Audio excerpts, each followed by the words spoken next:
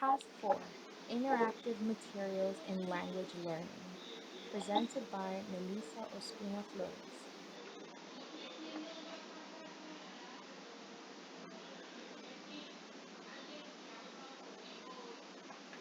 The importance of listening and speaking in different learning environments. Today, we will talk about several tips and advice for students and teachers to be able to learn speaking and listening in different environments, such as face to face and online.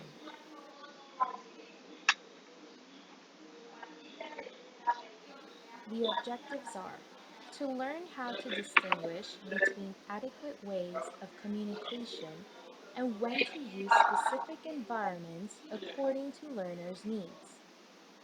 We would also like to establish connections among speaking and listening skills so English learners are able to understand different ways of communication and have the confidence to do so in a comfortable manner. Listening materials in face-to-face environments. It's important to have learners analyze different accents and pronunciation so they are able to distinguish and have diverse listening skills.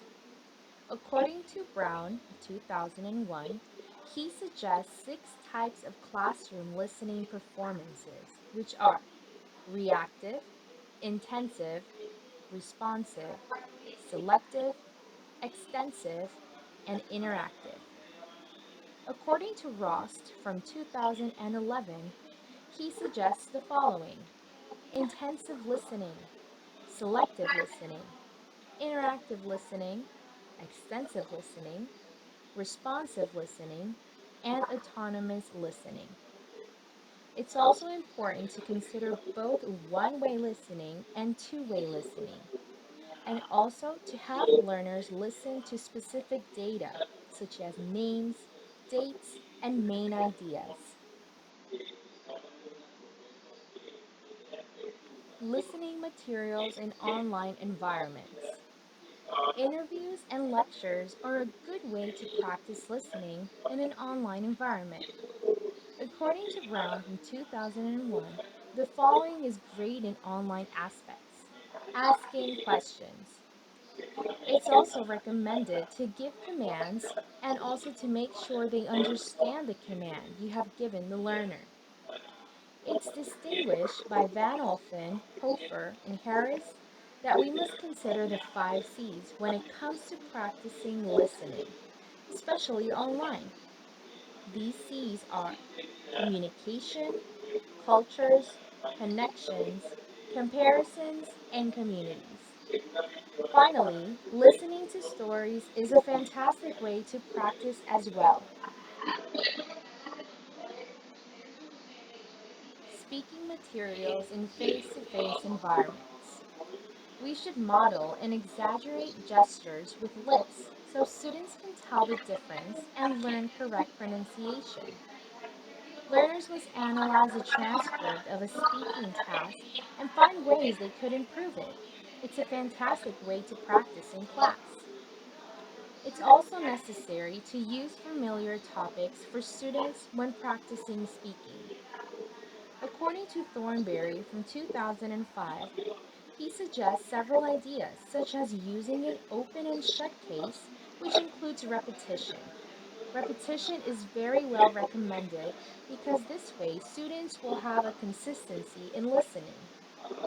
He also suggests this meaning the dialogue where students fill in words missing from a certain dialogue they are familiar with. And finally, scenario usage is another good way of enhancing speaking skills in class.